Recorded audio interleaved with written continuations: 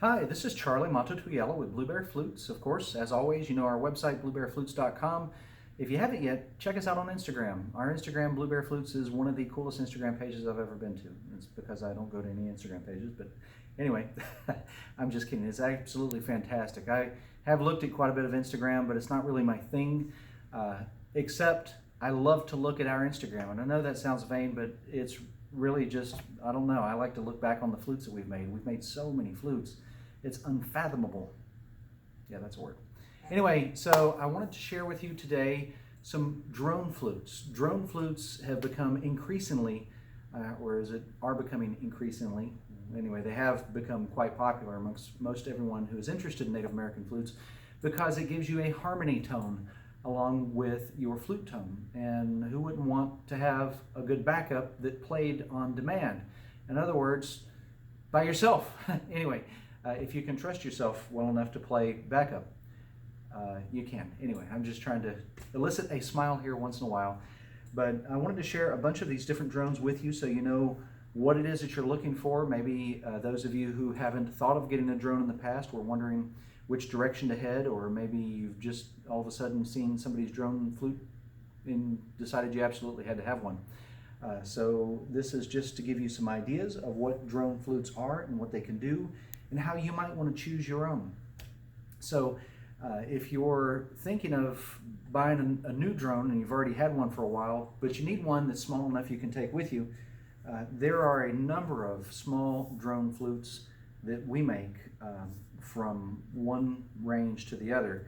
As a matter of fact, we used to make some quite small drone flutes that you can actually stick in your pocket. This little guy here is a key of high D. It's about, maybe 10 inches long, and it's small enough that it'll easily fit in my backpack. I've taken it with me all over the world, and it's a really neat sounding little flute. You can play a lot of different stuff on it. So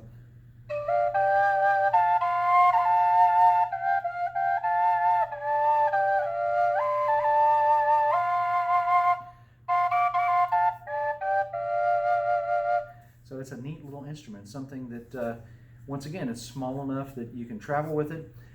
As all of our drones these days, the standard straight drones that we make, it has a extra fingering in the back, so you have a few extra tonal notes that you can play on the drone chamber, which when you're playing backup with yourself, that's actually kind of a cool thing to do. Here is the next size up, which is a C backpack drone, one of my absolute favorites that I do love to play, still small enough to fit in my backpack. It doesn't take a whole lot of wind. That's something you've got to think about. Many people think that they want to play a really low tone flute, and that's fine. We make a lot of low tone flutes, and there are a lot of low tone flutes on the market out there, but then they start thinking they want to play a low tone drone, because a drone with that extra accompaniment actually has so much harmony and so much sound that carries and has such a beautiful tone to it as it is. Why not mix that with something that's low tone? Because most people attract to low tone flutes anyway. So people think they want to play a low tone flute in a low tone drone. The low tone drone takes twice as much air as a low tone flute does. So think about that before you decide to. Little backpack drones don't take much air at all. They take twice as much air as a key of C flute would, because you're playing two C flutes. So two mouthpieces, you can decide to play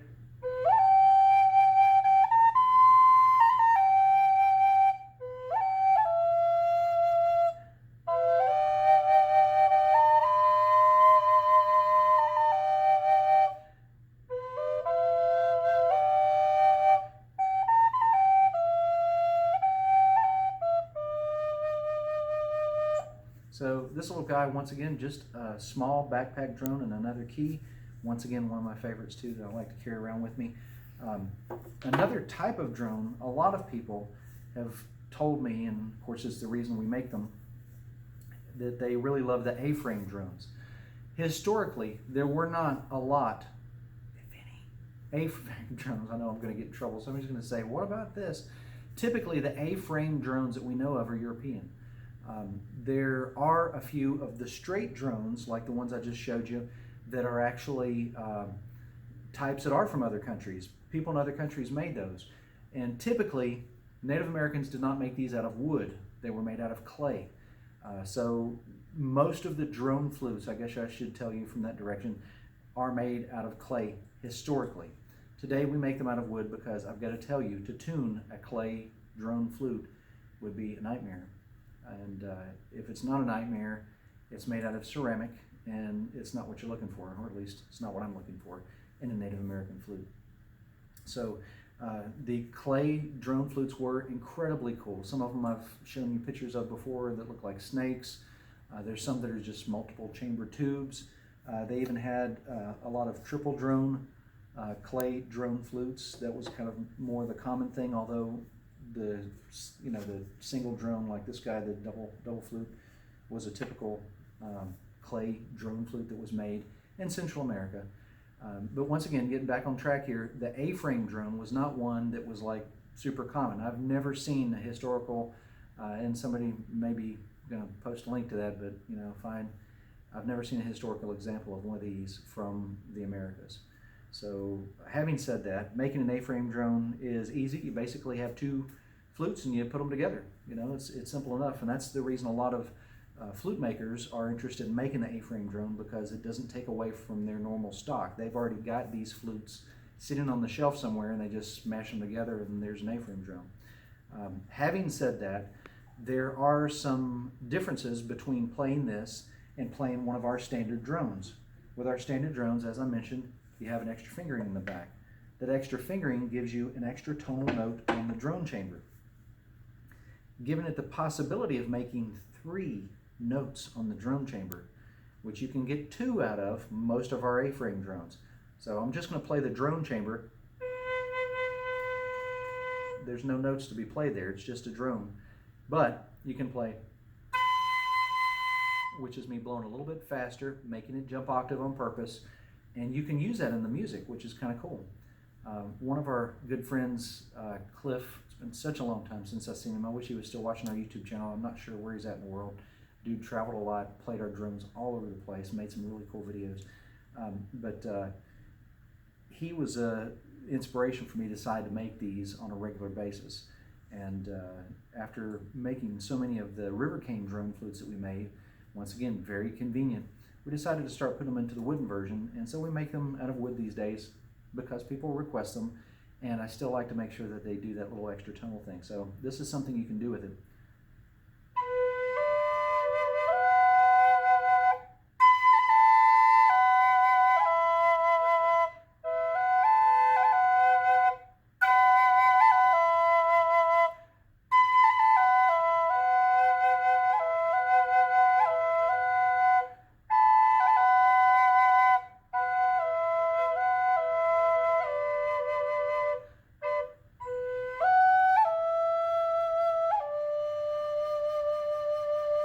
So once again, 2 mouthpiece holes allows you to play the flutes separately, which is great.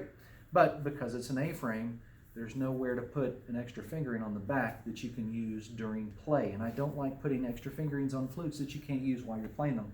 A lot of people have drones that have like hundreds of holes in them. And sometimes I look and think, is that a first-time flute maker that just drilled a bunch of holes to see what would happen? Or is it somebody that's actually making a playable instrument? And when you make a playable instrument, like this is our 4th drone, the 4th drone's one I've thought so many times about taking off and putting them back and taking them off and putting them back. It's not my favorite. I like it a lot. It's really cool, but it's not my favorite. The 5th drone just, to me, makes it so, I wouldn't say obsolete, but the tone of the 5th drone is what works for me. I should say that. But I'll play this one for you. There are tonal drones. You see the drone chamber is a different size on this guy than it is on the other side. There are tonal drones that can play different tones altogether. And there's just only 3 holes on each side. So that actually is a convenience of being able to do this. You actually use all the holes because you have enough fingers for it. Whereas with the other drones, when people put plugs that you have to unplug and plug back in, you can do that minorly during play, but what happens if you drop your plug, or if you're playing and something requires you to take off 2 plugs at a time? Do you just play and then you stop, take them out, put them down, and you start playing again? Or so it's, and I'm not asking, I'm just saying that for me, I like to make flutes that or work, something that you can play, and that's the reason I put only the 1 thumb hole on our standard drone. This flute doesn't have any thumb holes for a number of reasons, but good reasons, I promise. But I'll play it for you. Once again, this is our fourth drone, which is one of our Aztec and Mayan temple drones, we call them. Basically a wood adaptation of old Central American Indian flutes that I've played. And this fourth drone is a fourth harmony. So you've got two sets of, we got two separate flutes here. One is a F sharp and one is a high B, and they are a fourth apart in tone. So that's why we call it a fourth drone. I'll play it for you. There's one set of notes in here that are not, they're like side by side, they're A's and B's side by side, so you can play what some people would call a sour note. However, in music, there are some sour notes that are not that sour, so you've got to, gosh, it's such a world out there. Just pull your hair out sometimes. But anyway, this is a fourth drum.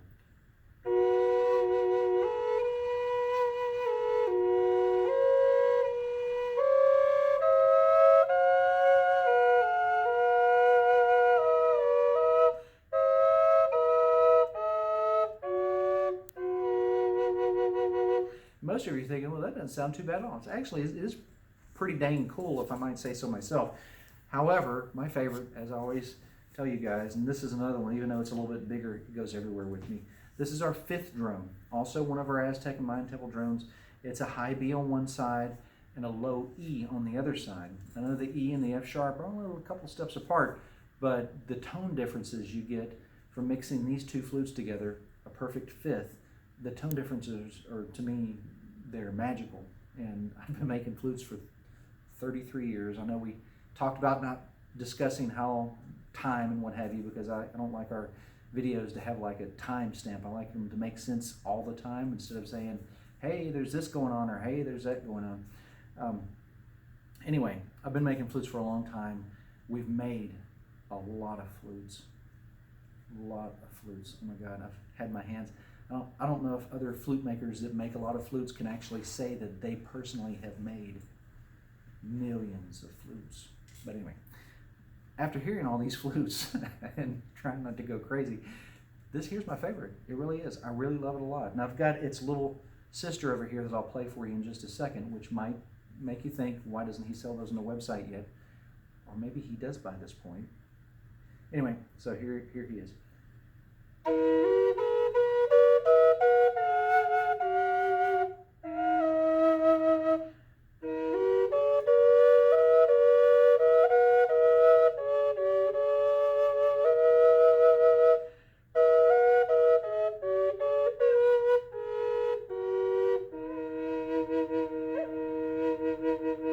So, you know, really, I know that's not enough of me playing this thing, but this isn't a video about the fifth drone. This is certainly one of my favorite flutes that we have ever made. So that's why I always promote that one. Here's a little guy. This one is actually a high, let's see here. It's a high A and a high D.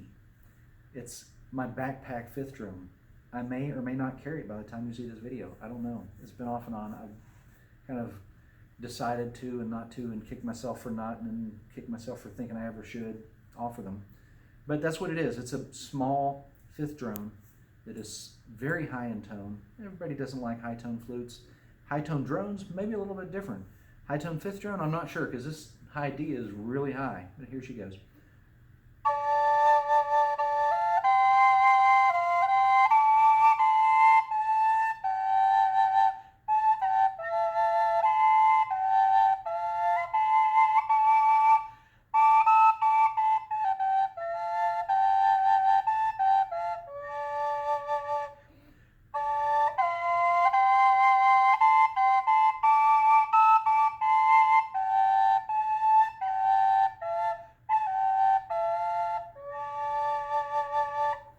It's a really cool little flute.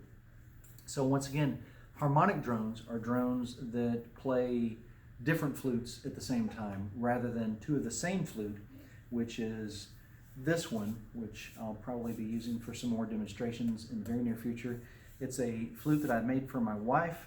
The second we cut this piece of wood, I realized I had to give it to somebody as a gift because it was just too beautiful. And usually I give those to Jessie, my camera person, and my wife.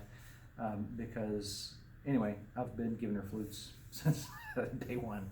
It's been a while. So anyway, I like to give her all of our best. And some of our new flutes, this one we had been making for a while, but something happened and this piece of wood just touched me. So I thought, it actually, now that I look at it, looks like a piece of cut fish.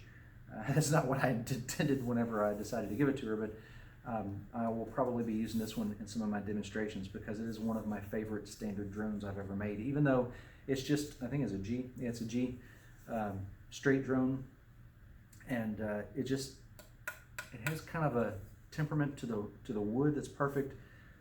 The look of it is, in person, it's incredible for a piece of western cedar. It's very slick. I don't know if you can see it, but it does some neat stuff with the light. Anyway, that's why she wound up with it, and she'll probably let me borrow if I ask her nice.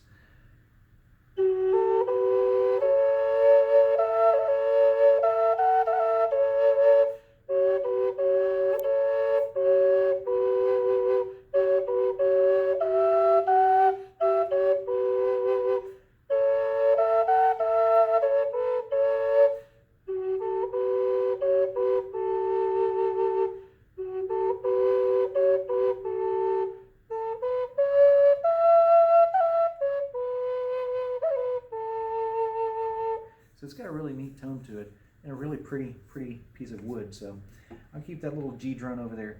A G drone is not a whole lot of air to be playing. It's like 2 G flutes, of course, but it's less than playing, say, for example, a D flute. A D flute in diameter is about a third larger, and then the flute itself is about not quite half, between half and a third longer than an actual G flute, or the G drone for that matter.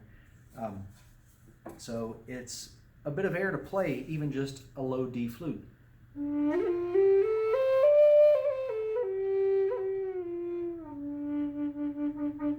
going to struggle a little bit with this, and the reason I am is because working with my hands for so long, I've developed a little bit of arthritic pain. Not so bad. I actually manage it better than probably most people.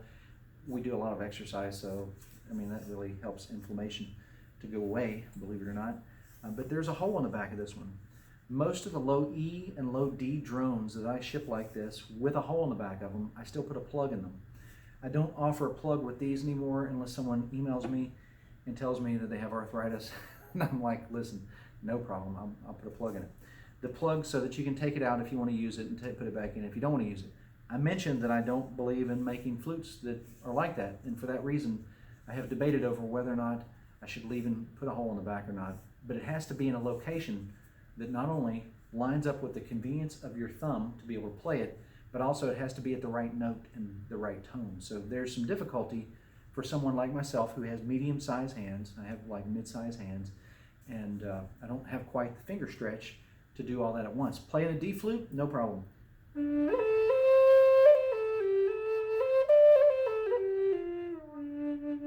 Granted, I have seen other flute makers D flutes which have longer spacings in between the holes. This would make it difficult. If you're playing a 6-hole D flute, once again, forgive me, those of you, I appreciate you watching our videos so much. You'll just have to understand my politics of the modern 6-hole flute. If you haven't seen any of my modern 6-hole flute politics, please go back and watch some of those videos. Even just skim through them, you know what I'm talking about. I make 6-hole flutes that have a fingering actually up here rather than down there. And we could get into a long deal about that, but I've got videos on that, so go back and watch it. Anyway, when you have a modern 6-hole flute that requires you to keep a hole covered all the time, some people say that that's good because I rest my finger there. Well, listen, without the hole, you can rest your finger anywhere you want to. That's kind of nice. So this flute here, a 5-hole flute, will play as many notes. Oh my gosh, is he going to say a 5-hole flute will play as many notes as a 6-hole flute? It will. Our 5-hole flutes will play as many notes as anybody else's flutes will, Native American flutes.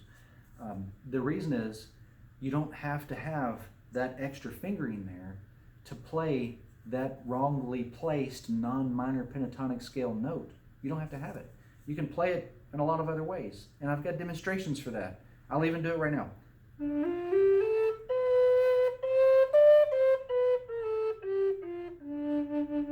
I don't like playing that note. It's not in the scale. If I'm playing some kind of song that I need to play a chromatic note, I'll play a chromatic note. They're all over the flute. There's tons of chromatic notes here.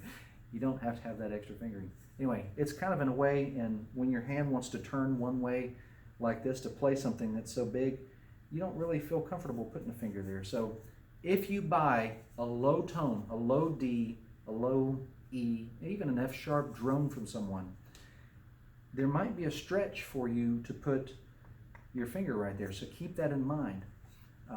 Maybe they tie a piece of leather on it. Of course, what's the purpose of having that hole? But on our flute, there's no hole there, so you don't have to worry about it. You can still play the note if you feel the need to play it for whatever reason, but there's no hole there, so it's a lot more convenient. If you notice my little medium-sized hands, this is a low D drone. I could go on, couldn't I?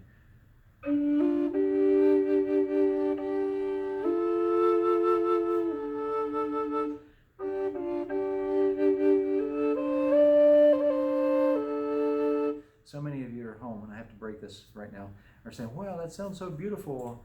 Couldn't you just make a video of you playing that drone? I probably have, but, you know, to be honest with you, the convenience of being able to play a drone, the amount of breath, there's a lot of important things going on there. I've been playing for 30 some odd years today, so tomorrow it'll be more than that. But with all that time and experience, I've learned how to play a lot of flutes, and you know, I can play it, make it sound good, but does that mean that someone with short breath or small hands or even medium-sized hands may have a difficulty playing, say, a 6-hole low D drone, if you find one of those out there somewhere, or even the 5-hole? Like I say, it's got a lot of stretch here going on. You will get it with a plug in the back for me, but only on the low tone ones, because like I said, it's not always convenient. Some people have fingers that can reach it and some don't. My medium-sized hands, I do.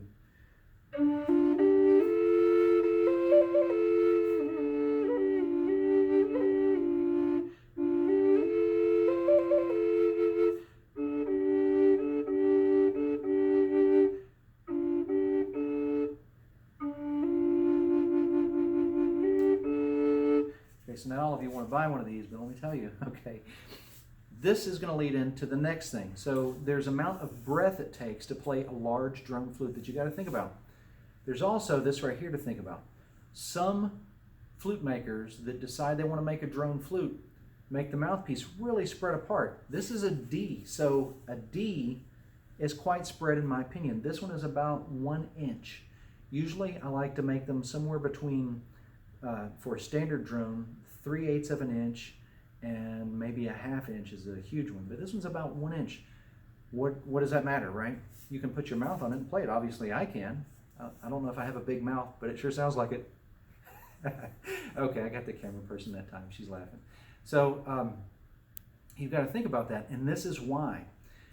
When you open your mouth really wide to play a drone flute, or if you have a flute that has a tiny little mouthpiece, and I don't make those, so I don't have anything to show you right now, but if it has a tiny little mouthpiece that goes in your mouth, that triggers a salivary reaction. You might hear me right now where I'm thirsty because I talk too much, okay? Yes, I said it, I talk too much.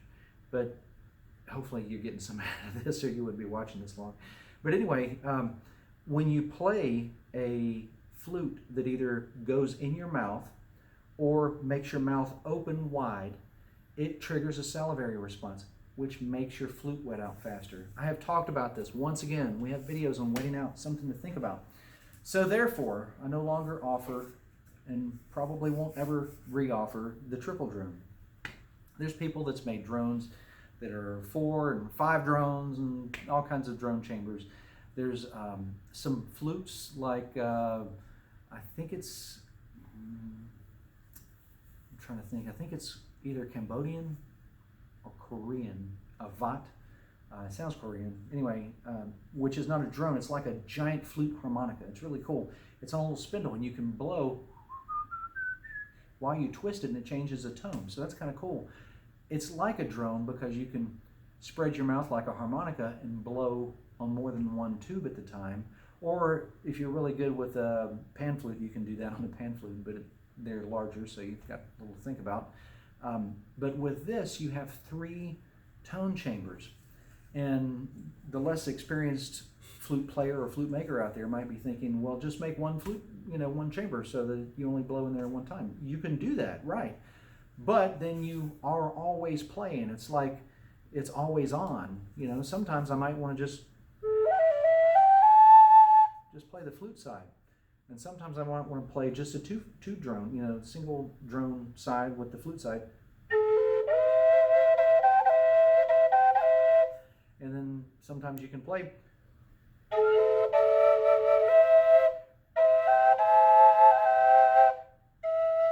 just playing that note all the time.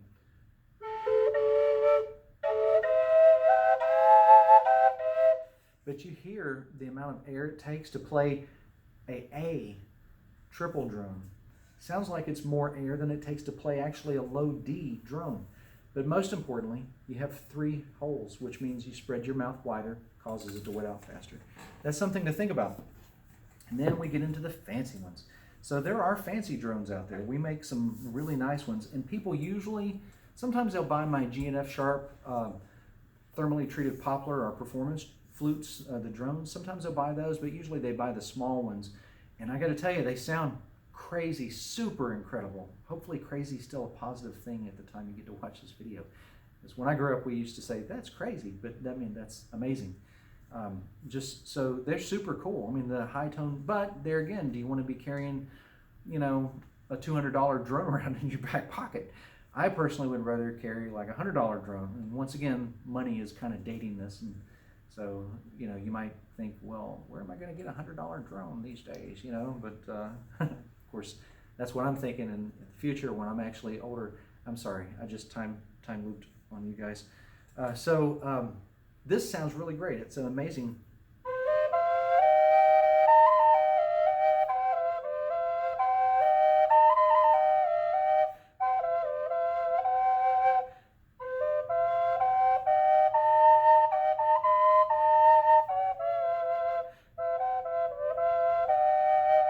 It's an amazing sounding little flute, and it's really, really great. I mean, so if you wanted the cream of the crop, you can get a high C or a high D backpack drone in our performance flutes.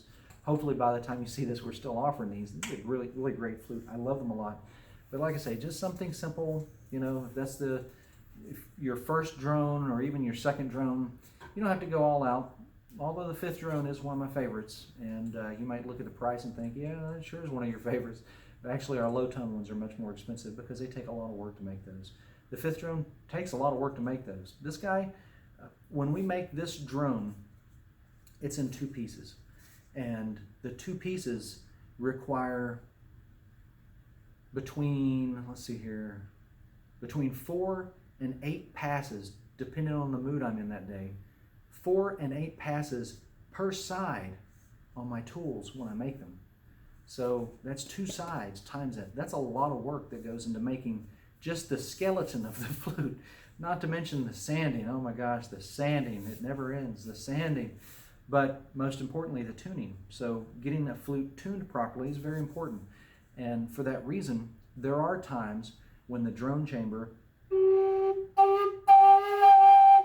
have this one set to where it doesn't play the top note unless you really blow. But the reason I have it set like that is because sometimes the drone chamber, due to minor, differences in the way the flute's made, won't play the top octave perfectly, so won't make it spot on. So I'll make it to where you have to blow really hard to make it happen. And it's not by accident, it's on purpose. But still, like I say,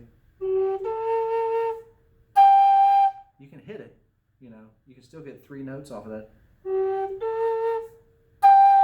You can probably get a 4th note, but you don't want to play that one. Don't go there. When you blow too fast with the fingering uncovered. But anyway, standard is a really great flute. There's no reason for you to want a triple drone unless you've actually played one and it's your kind of thing. It's not my kind of thing. I love our standard drones, and our 5th drone is, like I said, my favorite in the whole wide world. It's really, really amazingly super cool, magical. I don't put that word on a whole lot of stuff. But this guy here, like I said, such a beautiful, beautiful flute.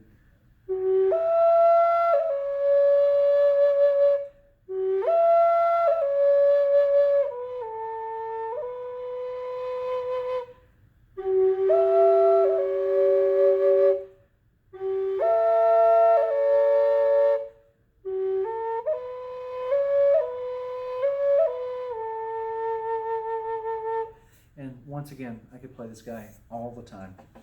So I hope this has helped you guys answer your questions. I think I covered about everything from people with drones that have fingerings you have to unplug and plug back all the time to make them play those extra notes. The A-frame drone, which I personally have not historically found a version of that in the Native Americas.